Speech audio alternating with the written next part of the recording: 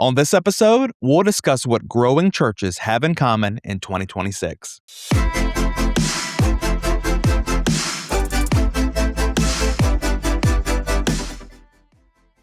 Well, hey there, and welcome to another episode of the Church Leadership Lab podcast, the show that is dedicated to inspiring leaders and empowering healthy churches. I'm Kendall Connor, and I'm joined by my co-host here on the Ministry Brands team, and that is Jess Moore. How are you today, Jess? Good morning, Kendall. I'm good. How are you? This is good. Good morning. It's not, we bounce around a little bit of our recording times, but it's kind of a good Yes. mix up to record this in a morning time, isn't it? Yeah, it is, except that we all just said we don't have enough coffee, but it'll kick in probably halfway through this episode, so we'll Yes, be I'm good to thinking go. so. Definitely this episode is fueled by a lot of coffee, and hopefully we can bring the energy to match that little bit of information that we just shared with them there. This is going to be a really good one, though. We get to talk about something that I think is going to be a very exciting. I'll say this will be a topic that I think will draw in a lot of different listeners, and so I I agree. hope for I hope for everyone who maybe listened to us, maybe even for the first time, I hope that as we talk through this topic of church growth today, that it'll be something that's going to be able to help you in your churches. This is big for churches. It is. I think hopefully this episode is inspiring. I think everyone kind of likes to know, like, where do I stand? How do I compare myself to the Mm, majority of the people like me, or in this case, organizations like me? So yes. hopefully this is insightful and inspiring. And I think, side note, churches are growing, and that's really exciting. So just as people that love Jesus, I think this is very cool. Very cool topic. Well, you bring something up right out of the gate that I think is so important is that when you talk about church growth, we're not just hoping for bigger buildings. We're not just hoping for all of those type of things, just numbers to grow just for the sake of having growth. But it really is souls, right? It's like people Yeah, getting plugged in, real people, real families in our communities and being able to serve them in greater ways. And so to guide us through this conversation, I know that this is going to be great. He is a returning guest. He's been with us a couple of times on the show, always brings some great info. It is the one and only Tyler Harden. And if you have not connected with him before, for all of you listeners out there, let me tell you a little bit about him. Tyler Harden is a church growth consultant, and he's the co founder of Firm Foundations Marketing, where he has helped hundreds of plateaued churches to find their focus in order to break through those growth barriers. He combines like the marketing side and the ministry experience so that he can help those church leaders use a research-backed approach so that he can reach more of the right people and the right methods right there in your ministry, which I think is just really cool. that is really cool. We're excited to have him with us today as we talk through kind of all of these different elements and things that go into growing your church and reaching those people in your community. And so, before we jump in, I do want to encourage all of you listeners out there to hit that follow button. We want to make sure that you are subscribed wherever you're enjoying our show. We want to make sure that you stay in the loop as we continue to release these conversations and all of these resources that we give out from time to time. That's the best way to make sure that you do not miss a thing. All right, Jess, are you ready to jump in? Let's do it. Without further ado, let's welcome Tyler Harden to the show. How are you, Tyler? Hey, I'm doing great. Thanks so much for having me back. I love talking with you guys every time we have a chance to on the podcast. So I appreciate the invite. This is That's kind. awesome. Happy Yes, to have thank you. you. Yes, absolutely. And I know that we have had you on the show before and you've shared this, you've answered this. I'll pause right there and say for all of you listeners, if you have not checked out those episodes, definitely go back. But something you know by now that we ask everyone when they come on the show, Tyler, is we read the public bio, but what's something that doesn't make that public bio that all your family and friends would know about you? So this is a fairly recent one, but I also own a small recycling company for electronics. So e-waste. Very Oh, random, very disconnected okay. from the church Wow. space. But there you go. There's something that's kind of on the down low. I've looked into this a little bit. So that's like when like people like they're done with the laptop or done with an old computer or something like that. You're able to get like to reuse some of those elements, right? Or Yeah, like so we repurpose, we resell, we break down wow. and process for the components. There's precious metals and all of those Hmm. things. So gold rush kind of idea. But yeah, it's so I have three boys, and so it's a great way for them to be destructive while being productive. Uh, Cool. Scandal. yeah, so it's just a fun little hobby. I was always into tech. I almost went to college for computer science and stuff, so it's just sort of an offshoot of that. But yeah, when we can repair things, that's great. But I've also worked with government agencies. We have Mm, lots of local small businesses. I mean, everybody, humans, regular people, or businesses, has that like closet full of cords and outdated yeah. tech, and nobody knows what to do with it. Or you have like a once or twice a year like free recycling day in your community, Hmm. and nobody prioritizes going to it, so it just sits there even longer. Didn't And even so know we've about been that. able to provide a great solution there. And again, we're still small and fairly new, but even just last week we processed over a ton of stuff, quite literally a ton. So Holy yeah, Wow. smoke. Wow. That's That's rad. very cool. That it's very cool, and you talk about having 3 boys. I have 3 boys as well, and I'm like, yeah, maybe this is a way to keep them busy, yeah, this summer. That's very Those cool. tinkerers. yep. Yeah, I that's I have a right. nephew that's a tinkerer, and he just takes everything apart, and my sister-in-law is like, "Jackson, stop. Stop taking things apart." Yeah, that's what I Oh, tell them all the time. You can't break it. It's already broken or old or yeah. so just have at That's it. great. Very cool. Love All it. right. Well, now I've got to do some Googling after this on this. That's awesome, Tyler. Well, I know that church growth is a topic that you speak to so often. As a matter of fact, I saw recently a social media post that you put out that was talking about this topic. And I remember immediately as I saw it, first of all, kudos to you because you put out some great content. You're a Oh, great thank you. follow. And so I love the content that you're putting out there and helping these different churches and speaking to, the topics that are relevant to ministry leaders. And so I love that. But I saw one in my feed, and as soon as I saw it, Tyler, I thought that's a podcast episode, and I'm so thankful that you were willing to jump on an episode pretty quickly and be willing to talk through this. This is something that I know that is important to all ministry leaders because we want our churches to grow. We want to reach more people. Before we get into the patterns that you have seen that kind of go into church growth, would you just quickly define how do you define a growing church? I mean, are we just talking about attendance here? Tell us a little bit more.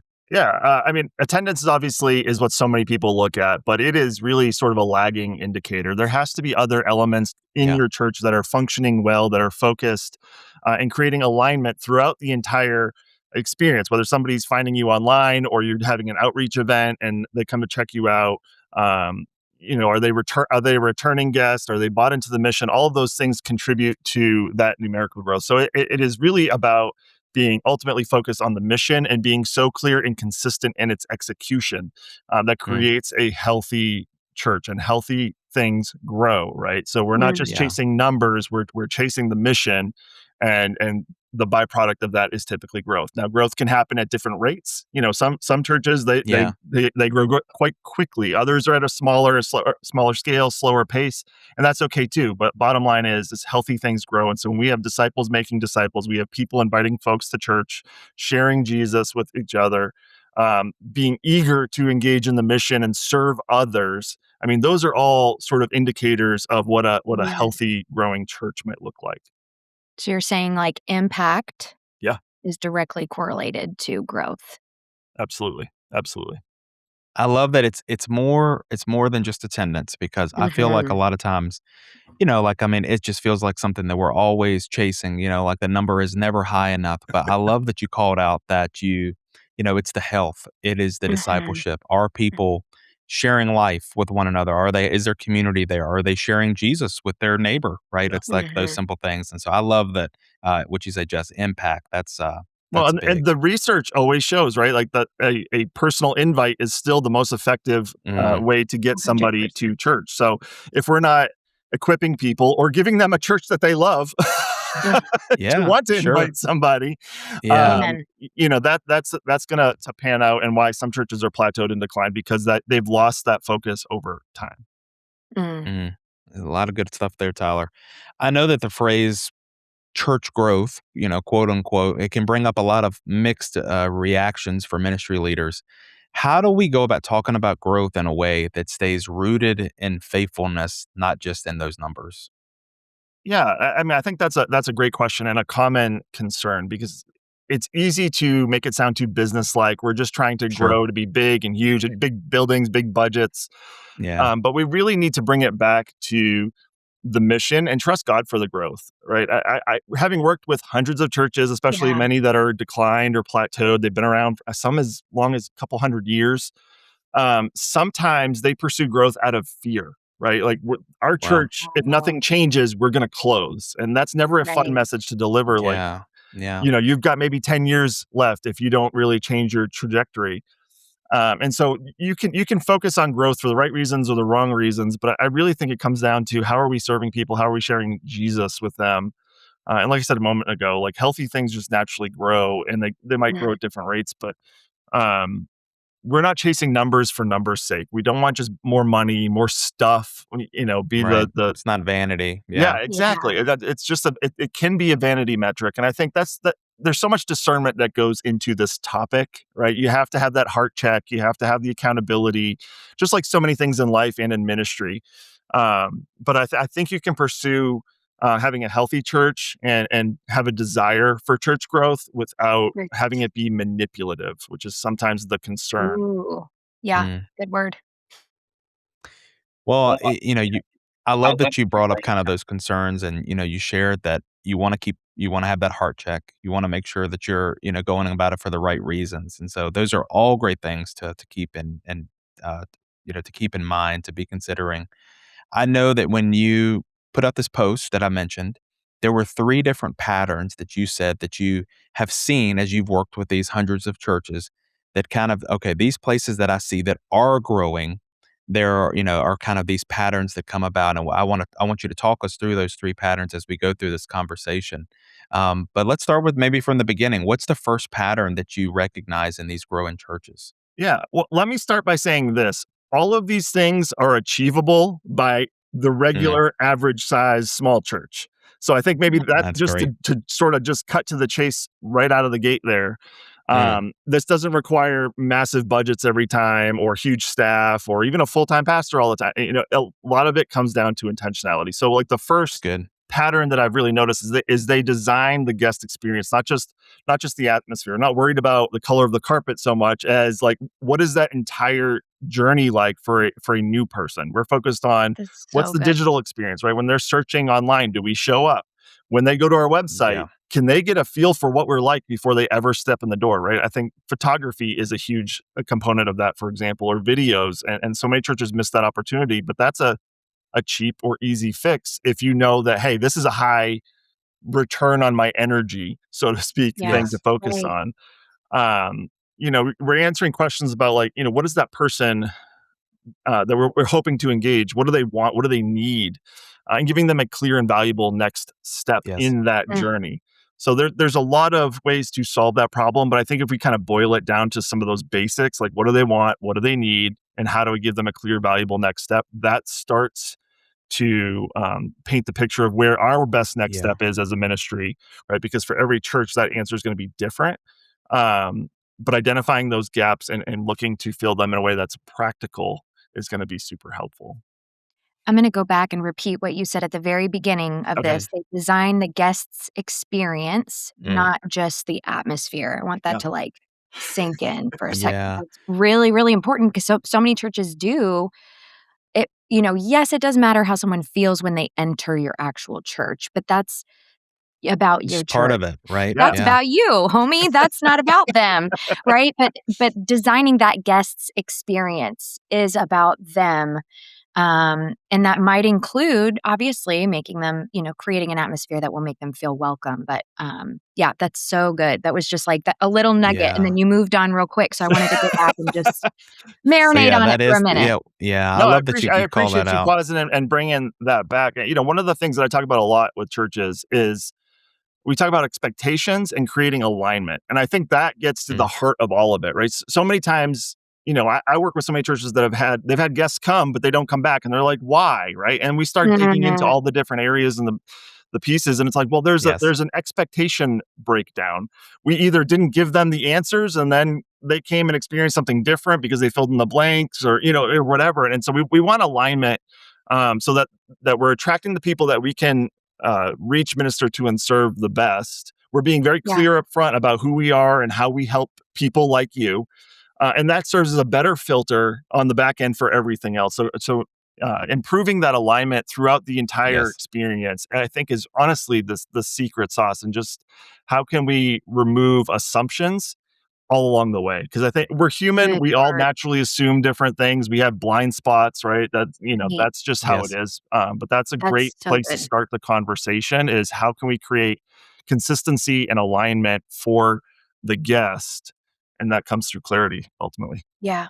So, I mean, so many good things that Yeah. that you spoke to. It even gets me thinking. We've had just, I mean, we've recently done episodes that talk just about the guest experience, like making Just did sure a that podcast when about it or a yes, webinar about it, I mean, and that was our June so webinar. yeah, that's something that, that we at Ministry Brands, we speak to often because it does matter when people show up to your building, that they have a great experience, they get a warm welcome, that they get those things, and that we make it easy for them to get plugged in. I love, Tyler, that you spoke to. This starts before they ever show up in your parking lot, though. Yep. This is Mhm. something that the guest experience truly would, we've said it so many times that your website is the front door of your ministry, right? Mhm. And the people are going to find you online. They may watch that live stream before they ever show up. Yep. They're going to go to that website and they're going to try to find out some information Mhm. before they show up.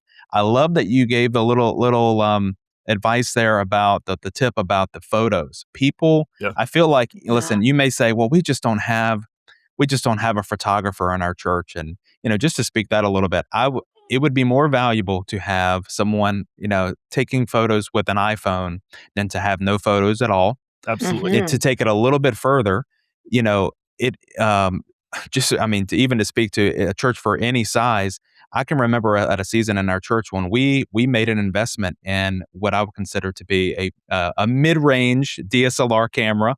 That time it was an investment for our church at the time, but we Mm. bought that with the intention of for our church plant that we knew that there were going to be people who were coming through that may not have the skill yet, but would have the heart to be able to show that in our ministry.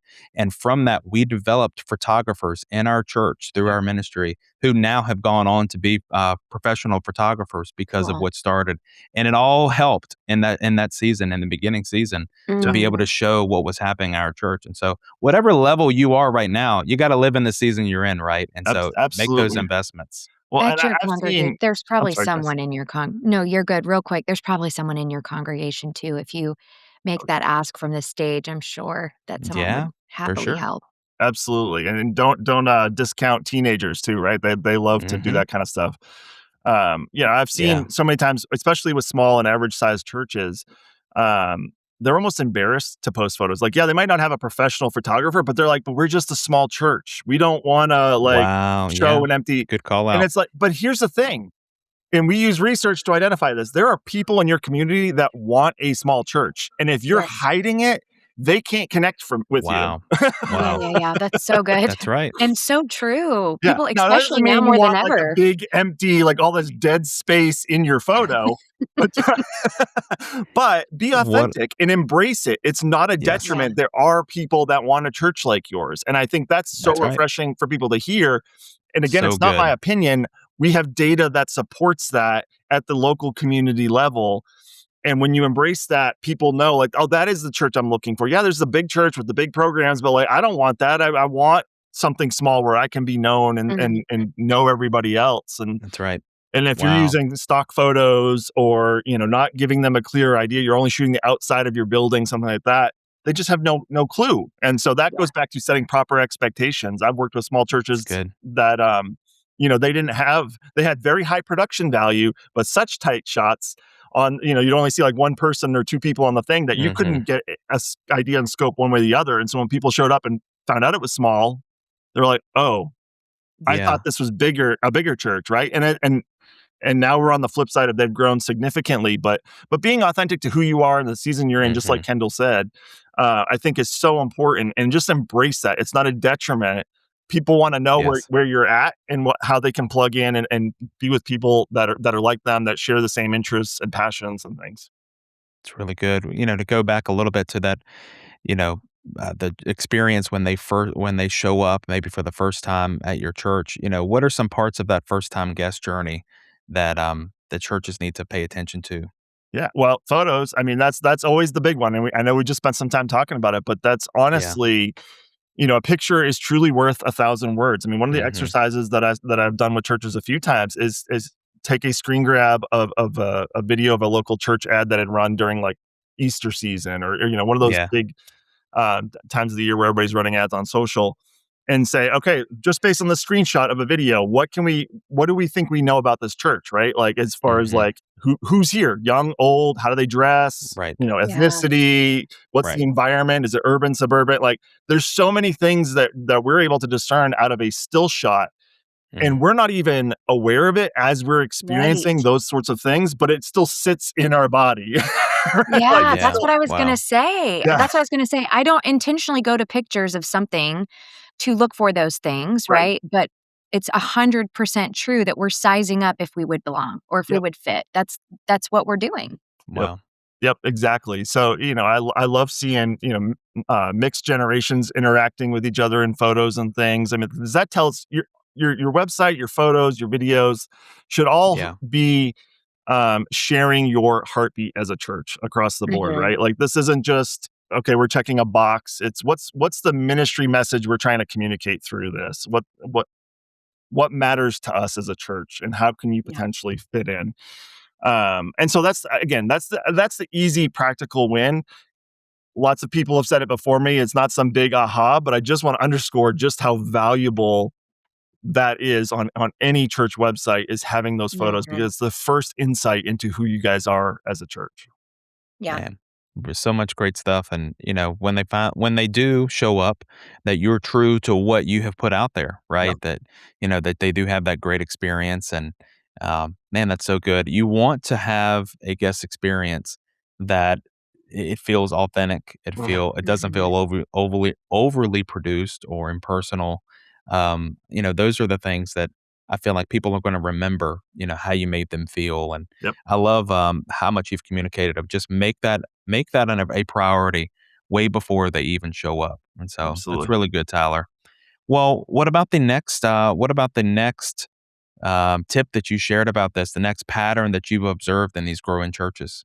Yeah. So this aligns with everything we've been talking about to this point. Is they lead with an external focus, even when it's uncomfortable. So the tendency for so many churches over time is to become internally focused, right? We all need that recalibration after a certain number of years, because it's human nature. There's a lot of dynamics at play that a leader or leadership has to navigate, but um, we have to always be trying to be externally focused, to because we're supposed to be on mission all the time, right? And so this Yeah, isn't about like preserving, Susie's knitting ministry all the time. Is this still relevant for where we need to go? Or do the people in the community need right. this? And answering that question, and then having hard conversations, because that's the reality, right? When you're Mhm. dealing with people, you're dealing with personalities, and so that's why I mentioned even when it's uncomfortable, because we have to set our own preferences aside, and we all have them, Yeah, right? And right, so, right.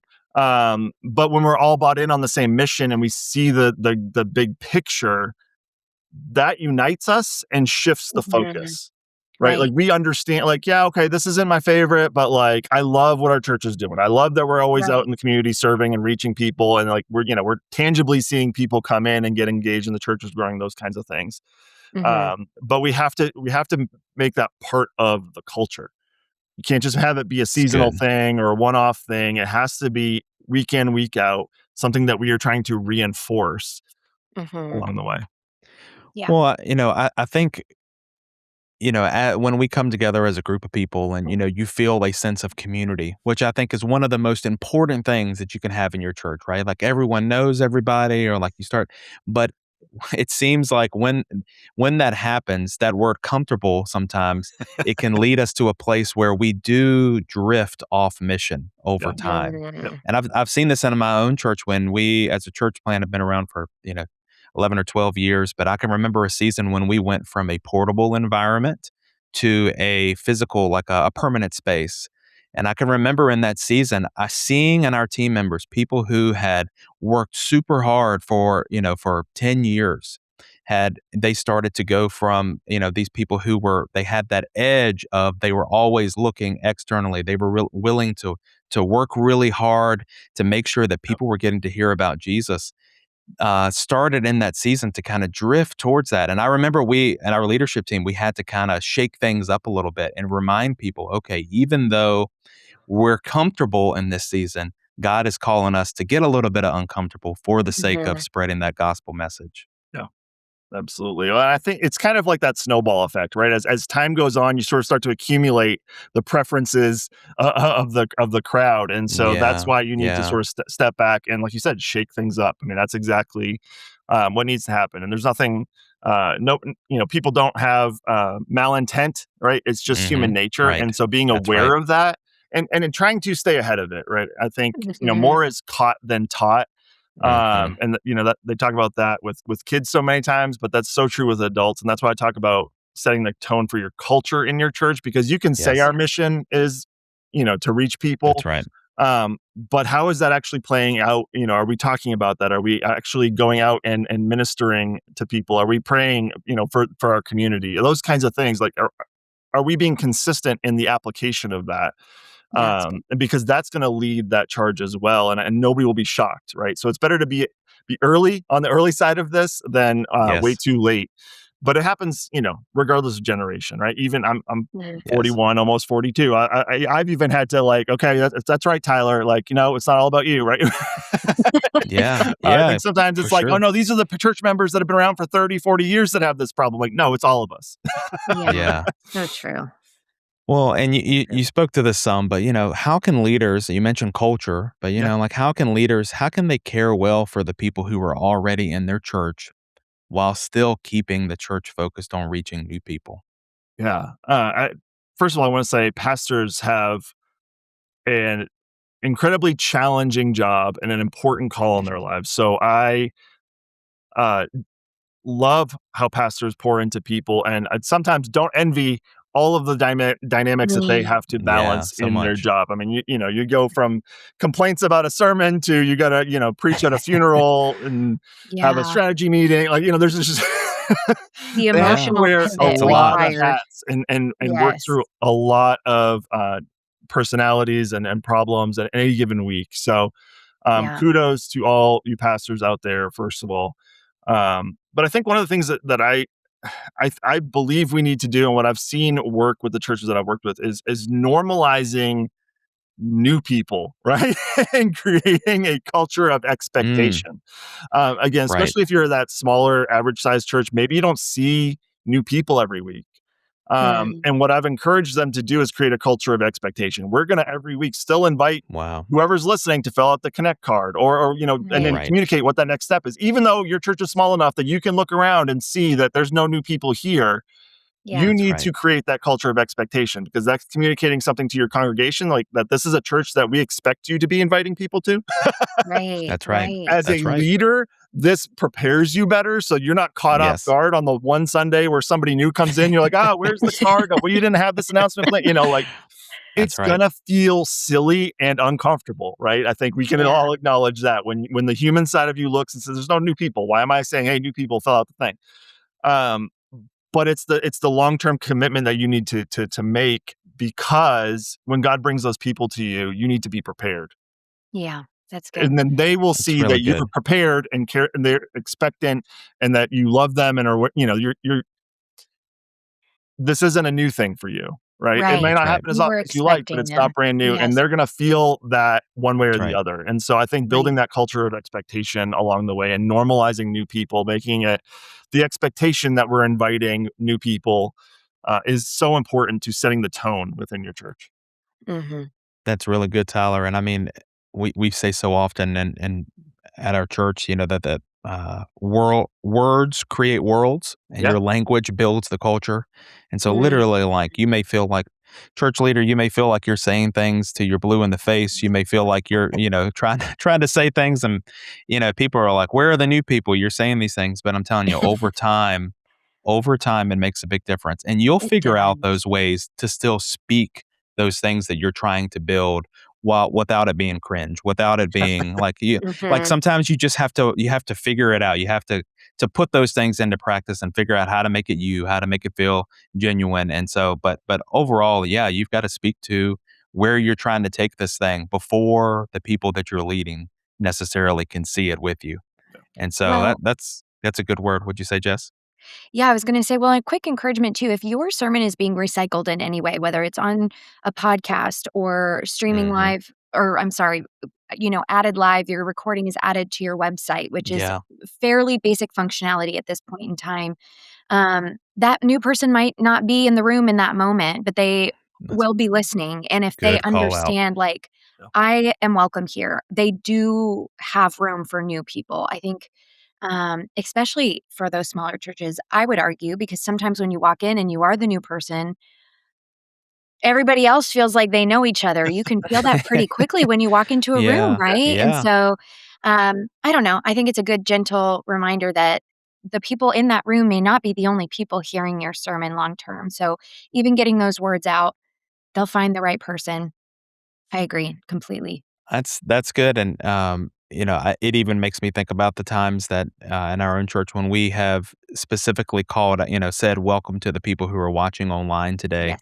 Yeah. And Right. that was yes, it was for the benefit of the people who were watching online to make them feel welcome, but also as a part of that, it was letting everyone in the room know that this is bigger than just what you're seeing right here in this room, and Exactly. so, Yeah. again, Great all reminder. these different things. Would you say there, Tyler? I said great reminder. I think we talked so much about that live stream stuff, especially pandemic era, right? But Oh, I Yeah. yeah. think just bringing that up is so relevant still today.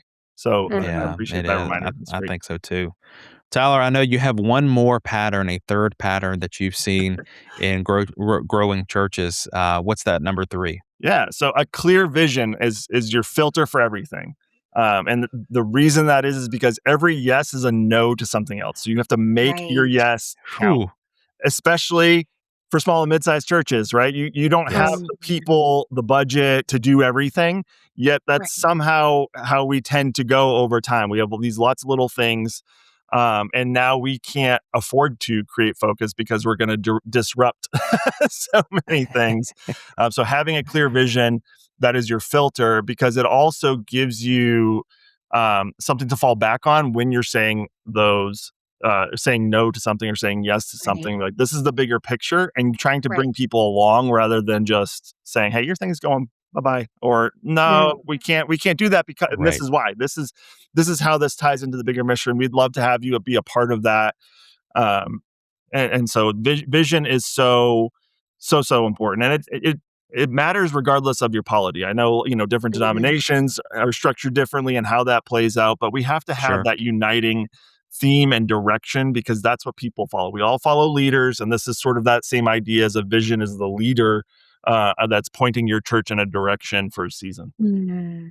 Well, and that helps remove maybe some interpersonal conflict that would arise otherwise, right? So, like, Yeah. if it's not just about Tyler not liking knitting, right? So it's more about, does this fully align with our mission and vision? And it's interesting that you say this because I just had this conversation with a couple leaders at my church, and I essentially was like, "How do you guys determine?" And we're talking, my church is a mega church. It's a massive church. And so, but Right. our it's not campuses. There are churches within the family of churches Right. operate a little bit more independently as far as budgeting and decisions are made. And so I'm talking to my church leadership and I'm saying, help me understand how you guys navigate ministry ideas that come through, because with a church the size of ours, surely there are people coming up and saying, they say, well, two things. One thing is, if someone's coming up to us with an idea and it does align with our mission, most likely they're the one being called to step up and own it. Mm. And so that's usually the first question. It Yeah. sounds like the Lord's asking you to own this. Are you prepared for that? And then that will be a quick way for them to be like, ooh, maybe, I don't know, maybe not right. I Not in just this thought it was a good season, idea. right? Yeah, right. Yeah, exactly. Yeah, exactly. And then the other thing they do is, does it align with our mission? And for specifically for that process, there's kind of like some check boxes. And so yes, it may align with some parts, but not others. But it no longer becomes about like, I don't like that idea, right? Now it's like, no, we have to align with this so that we're all running Yeah. in the same direction, and it just removes those hurt feelings. And so yeah, I think that's a great way to do it. Is that always going to be the case? Sometimes ideas will Yeah. come and they're Right. too big or not scalable, or we don't have processes in place, or whatever the case might be. Yeah. Sometimes it Right. may be operationally we cannot support that idea, although we love it. Can we partner with another organization in Yeah. our community or whatever? Right. Um, but yeah, a lot of times that's a quick way to sort through. Filter is the word you used. I think No, that's great. that's good wisdom. Tyler, what would you say are maybe some signs that a church may be operating without enough clarity? Like they may not even be able to check those boxes or go by those things that Jess has just talked about. Yeah, so I think this is where we can look at some metrics within the church, whether that's new people showing up, new people returning, spiritual decisions like are we baptizing folks? What does our small group attendance look like? Because those are all sort of signs that like something's not clicking here, right? Mm, Mm, yeah, right, And yeah, so when we have clarity, and that might be, you might need clarity in your processes, right? Sometimes the right. discipleship pathway has to be reworked, the onboarding, if you will, to use a business term, Yeah. um, and how people get engaged into the life of the church. I see a lot of churches operating on sort of some ministry assumptions from a couple decades ago, and Oof. so sometimes it's just like, oh, we assumed people understood what tithing was, or we assumed they knew that yeah, small groups are a thing they need to be in, right? And right, and so sometimes it's just a matter of stepping back and kind of asking the silly questions to ourselves, like, are we actually talking about these things, or are we just hoping they kind of stumble into them, find out about them, or we mentioned them right, one time and not again?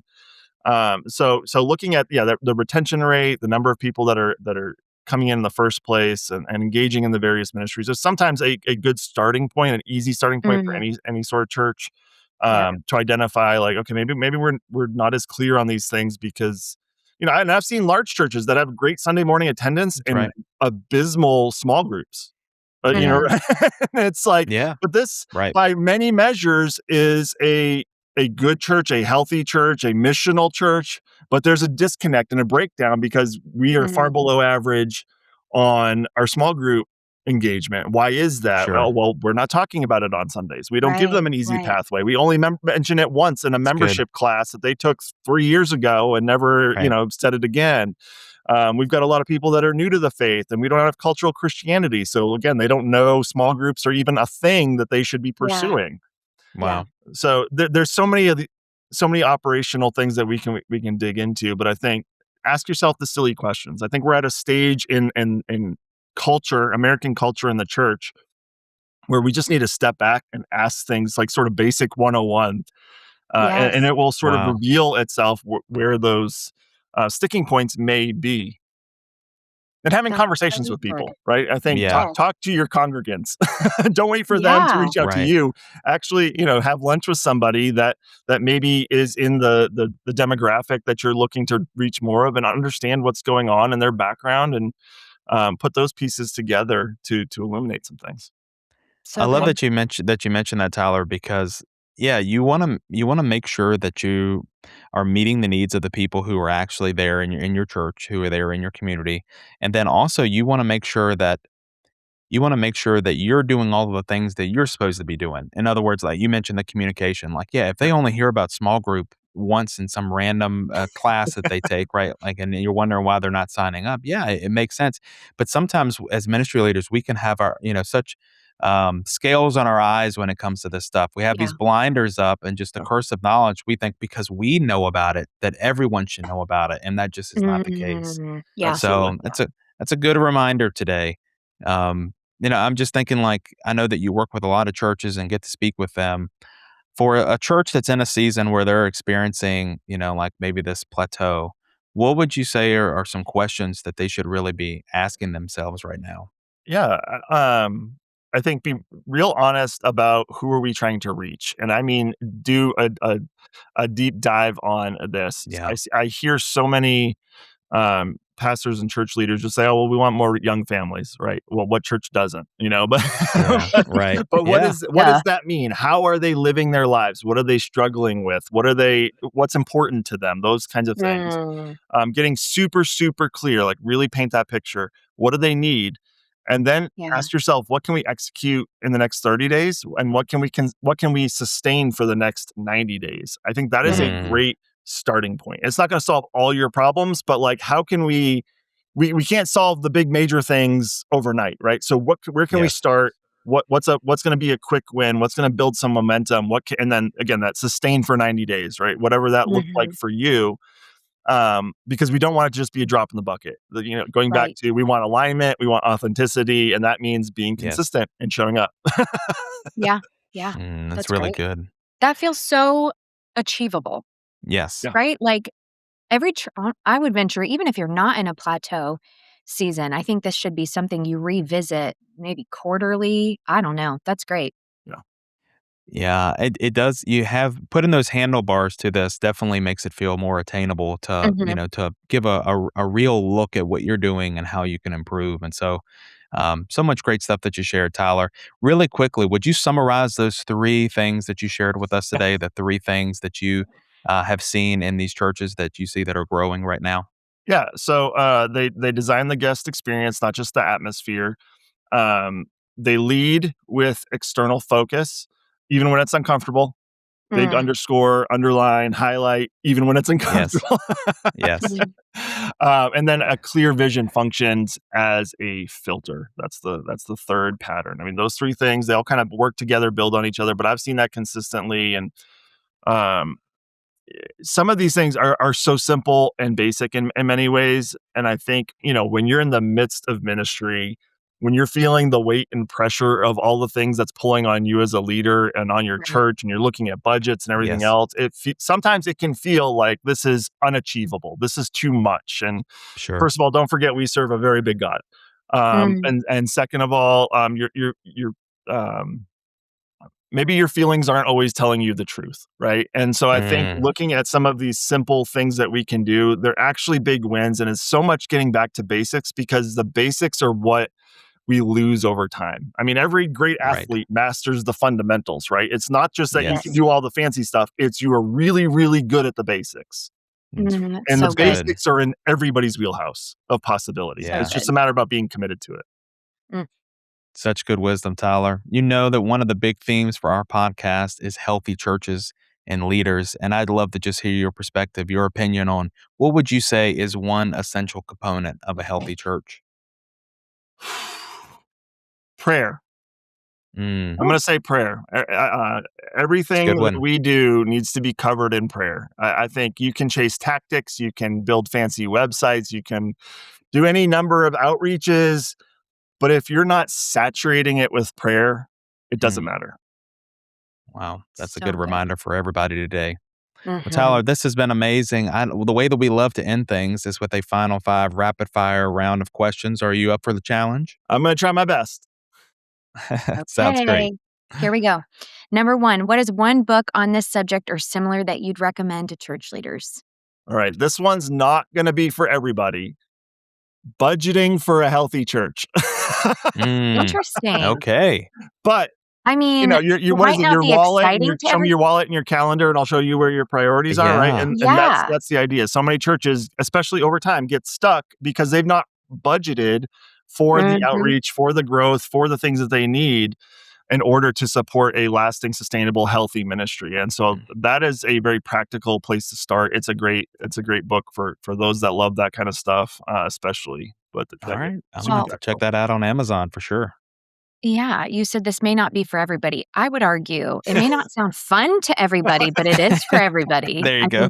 I think everybody should. Yeah. Okay, number 2, last thing you listen to on Spotify or Apple Music or wherever you stream music. So I always struggle with this question because I just don't stream music. Or That's fine, fine. I listen to the radio in the car, and that's about it. I need my quiet so I can Fair. work. That's fair. Okay. All right. No So shame nothing. to my Spotify and Apple Music people. There you No, go. that's totally fair. Okay. Number 3, favorite piece of technology or software right now? Yeah. So I, especially with the just to bring it full circle a little bit, that electronics recycling business. I've been using Yeah. Lovable a lot to vibe code a ton of stuff like dashboards and everything else to Wow. keep to build that business. And so AI is amazing. And when you use Yeah. it right, when you use it with Mhm. discernment, I think that's always Yeah. Yeah. the key to it. Not just do things Good. blindly. It's incredible what I've been able to do in that realm. Even with it, I of course use it for church Mhm. stuff and my own business, other business. But yeah, I use Lovable. It's helped get websites faster, up faster, build tools. One of my websites is churchconsultant.com. And so we've got a church health quiz that's on there that you can check out if you Cool. want. That's all built out with Lovable. Very cool. Yeah. I've never even heard of Lovable. I thought I'd heard them all by now, but this is very cool. I thought you were going to answer this question and say a broken MacBook is your favorite piece of technology or software Very- right now. Okay, number 4, quote or advice that has stuck with you over the years. Yeah. So my friend Chris Abbott shared this with me several years ago, and I don't know if it's unique to him or somebody shared it with him, but it's been super impactful for me in various seasons, and I've shared it with ministry leaders too, that are, especially if they're in a season where things are just really hard. But that quote is, "It's not happening to me; it's happening for me." And so Mm, that has allowed me to look at challenging circumstances in life or business or whatever with a different perspective. And I think so what I've good. learned over time is so much in life is about your perspective. And if you Yeah. realize that, Mm, hey, this is really hard, I don't want to be living this part of things right now, but Mm, something good will come out of it and I just can't see it yet. That changes how you handle it, how you process it, how you face day to day. wow. And again, there's been a whole range of seasons of life that has just been really helpful in helping me navigate, and I've shared that with ministry leaders, and it's been impactful to them as well. so good. I love It's that. really good. Okay, one thing you would like to communicate to our audience of church leaders. You probably don't need a bigger, more complicated strategy. You need a clearer and more simple one. Ooh, good. Wow. Love it. Focus is your friend. Wow. So good. Man. Tyler, you've shared so much wisdom with us today. I know that people that are listening they're going to want to follow you. They're going to want to stay connected with your work. Where's the best places for them to do that? Yeah. So couple of ways on social. Tyler D. Harden is my handle. Check out churchconsultant.com. And then if you have agency needs, church comms, websites, those kinds of things, firmfoundationsmarketing.com. So churchconsultant.com, firmfoundationsmarketing.com, and see me on the socials somewhere. Yeah, like I Awesome. mentioned that's you're a great follow. So yeah, thank you for this conversation today. We'll link up all of those things, and Appreciate it. of course, we love Jess and I, we love talking about things like this because, when it comes to the websites and the communication Mhm. and all those different elements, because, we work with those things so often too here at Ministry Brands. And it's just fun being able to connect with other people in the space like you. And you've Mm, shared so much wisdom today, Tyler. So I really appreciate your heart for these ministries, appreciate your heart for the church, and, for reminding us that growth isn't just about the numbers. It isn't just about the yeah. metrics, but it's about those people, right? Mhm. Absolutely. Yeah. Souls matter more than anything. And I Mm, appreciate the opportunity to come and just share what I've experienced working with so many churches and all these different contexts all around the country, because everybody feels like it's just them. It's just a them problem. Mm, And there's mm. really some essential things that we all have in common, because every church has people behind it. And that's right. so Right. we can focus on these 3 areas to start moving in the right direction towards a healthy and hopefully growing church. That's so good. Well, for all of our listeners, be sure to check out all the resources. Like I said, check out the show notes. We'll link everything up. And hey, I would say if you are listening to this today and it has encouraged you the way that it has me, would you consider sharing it with a friend? Share it with somebody that's serving in ministry, maybe somebody on your team or your staff, or maybe someone at another church that is struggling with growth right now. They're maybe plateaued or they're just looking to get that spark back. Also, would you consider leaving us a review? We love seeing those come in. We love reading them and just hearing how the show was making an impact on you. That really helps to keep us equipping churches and equipping leaders just like you. Again, make sure that you're following us or subscribed wherever you're enjoying our show. Until next time, keep leading well right there in your community. And we'll see you right back here next time on Church Leadership Lab. This episode of the Church Leadership Lab podcast is brought to you by Ministry Brands, the largest provider of church technology software. Over 90,000 churches rely on Ministry Brands for their single platform solution that brings together all the digital tools a church needs. From online giving to websites to church management software and more, Ministry Brands is leading the way in simple to use, innovative solutions, all with the goal of empowering healthy churches. To learn more, visit ministrybrands.com.